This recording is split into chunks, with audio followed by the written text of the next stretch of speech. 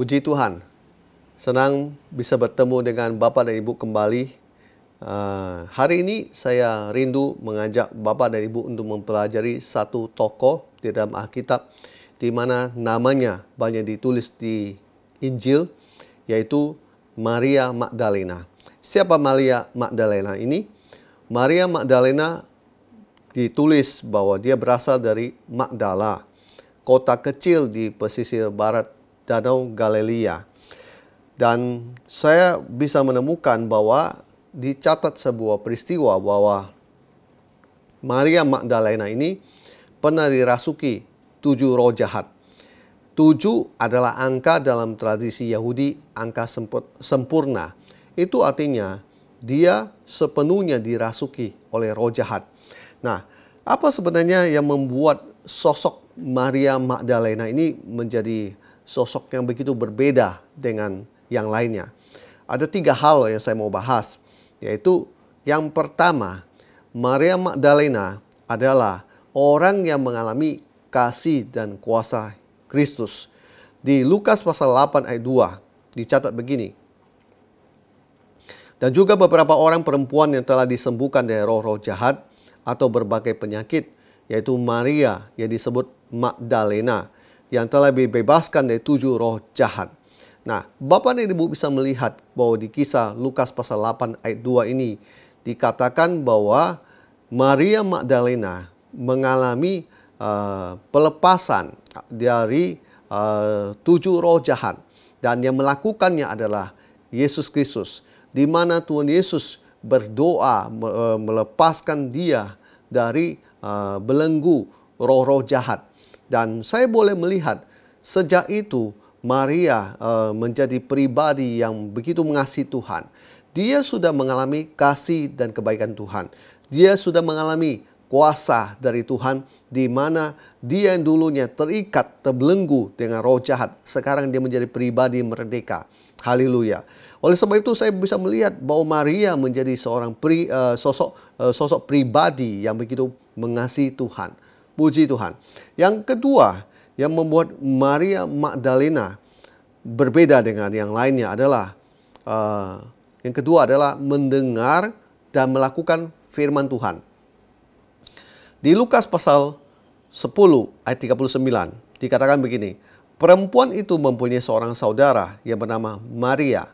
Maria ini duduk dekat kaki Tuhan dan terus mendengarkan perkataannya. Dari sini saya bisa melihat bahwa Maria ini berbeda dengan Marta, berbeda dengan orang-orang yang lain, di mana dia sejak mengalami kuasa dan kasih Tuhan, dia adalah pribadi yang suka untuk dia dekat dengan Tuhan. Dengan dia dekat dengan Tuhan, di situ dia melakukan aktivitas mendengar. Dan setelah dia mendengar, pastinya saya percaya dia juga pelaku firman. Oleh sebab itu, saya bisa melihat bahwa Maria Magdalena ini adalah orang yang mengerti firman Tuhan dan melakukan firman Tuhan. Hari-hari ini Bapak dan Ibu dibutuhkan bahwa bukan saja pendengar, tetapi pelaku firman. Dan saya boleh menemukan bahwa Maria Magdalena adalah orang yang senang untuk dia dekat dengan Tuhan, dan dia lewat dekat, dia bisa mendengarkan suara Tuhan. Dan setelah dia mendengarkan suara Tuhan, dia melakukan firman Tuhan. Itu poin yang kedua. Yang poin ketiga yang saya pelajari tentang Maria Magdalena adalah begini. Dia adalah orang yang mengerti tentang hukum Taurat. Ya, di Matius pasal 22 ayat 37 dikatakan begini. Jawab Yesus kepadanya, "Kasihilah Tuhan Allahmu dengan segenap hatimu, dan dengan segenap jiwamu, dan dengan segenap akal budimu." Saya mau katakan begini. Kenapa saya sebut dia adalah orang yang mengerti tentang perintah utama dan hukum Taurat? Maksudnya begini. Di dalam Matius pasal 22 ayat 37, Yesus berkata bahwa mengajarkan kepada kita untuk mengasihi Tuhan Allah dengan segenap hati dan segenap jiwa dan dengan segenap akal budi. Dan itu bukan hanya sebuah nasihat, tetapi itu adalah perintah dari hukum Taurat yang sudah tertulis. Nah, Maria Magdalena adalah salah satu perempuan. Kalau kita baca di Lukas pasal 8 ayat 3, dia adalah salah satu orang yang berkorban dan dalam pelayanan Yesus Kristus. Dan dia menyokong pelayanan Tuhan dengan kekayaannya dia. Saya bisa melihat bahwa Maria ini, dia mengasihi Tuhan dan dia mengasihi semua yang Tuhan lakukan. Nah, dengan dia mengasihi Tuhan, tentunya bukan mengasihi dengan setengah hati, tetapi dengan segenap hati. Yang berikutnya, dia mengasihi Tuhan dengan segenap jiwa. Dan dia mengasihi Tuhan dengan segenap akal budi. Maka jelas saya mau berkata, inilah yang membuat Maria Magdalena berbeda dengan yang lainnya. Oleh sebab itu, Bapak dan Ibu, begini, kita harus menjadi pribadi yang berbeda. Kita menjadi pribadi yang harus mengalami kasih dan kuasa Kristus.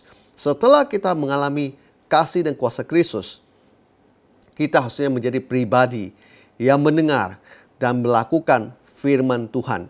Yang berikut, yang ketiga adalah kita harus menjadi pribadi yang mengasihi Tuhan.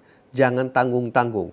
Katakan kalau Anda sudah pernah diselamatkan, didoakan, dilepaskan, bahkan disembuhkan dari segala sakit penyakit yang keras, yang mungkin dokter tidak bisa menyembuhkan Anda. Tetapi ketika Anda sudah mengalami kesempatan, Anda diberi kesempatan hidup yang kedua kali, di situ Anda harusnya bisa mengasihi Tuhan dengan segenap hati, dengan segenap jiwa, dan dengan segenap akal budimu. Tuhan Yesus kiranya terus memberkati kita semua dan membawa kita untuk semakin dekat kepada Dia. Dan tentunya kita juga sebagai pribadi anak-anak Tuhan harus mengerti dan melakukan firman Tuhan. Kiranya nama Yesus terus dimuliakan. Haleluya. Amin.